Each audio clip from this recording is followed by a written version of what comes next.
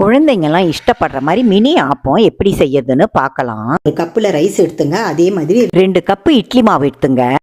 அதே ஒரு கப்பில் தேங்காய் பூ எடுத்துங்க. இதில் ரைஸை சேர்த்து, அதாவது வடித்த சாதத்தை சேர்த்து இந்த மாதிரி நைஸாக அரைச்சிக்கின்னு அதுலேயே அந்த 2 கப்பு மாவை ஆட் பண்ணி அதையும் நல்லா அரைச்சிட்டு ஒரு பாத்திரத்தில் சேர்த்துங்க. ஒரு பாத்திரத்தில் சேர்த்துட்டு 1 டேபிள் ஸ்பூன் அளவுக்கு உப்பு போட்டு நல்லா கரைச்சி வச்சுட்டு ஓவர் நைட்டு புளிக்க விட்டுடுங்க. மறுநாள் காலையில் நல்லா கலந்துட்டு 1/4 டீஸ்பூன் பேக்கிங் சோடா போட்டுட்டு ஒரு 1/4 மணி நேரம் அப்படியே விட்டு நான் 1/4 டீஸ்பூன் அளவுக்கு எண்ணெய் ஊற்றி வச்சுருக்கிறேன். எல்லா குழியிலையும் சின்ன கரண்டியாக எடுத்துட்டு இந்த மாதிரி பாருங்கள், இந்த மாதிரி மாவு கொஞ்சமாக ஊற்றிட்டு மேலே எழும்பி வர்ற அளவுக்கு நல்லா விட்டுங்க. அதே மாதிரி எல்லாத்துலேயும் ஊற்றிட்டு பார்க்கலாம்.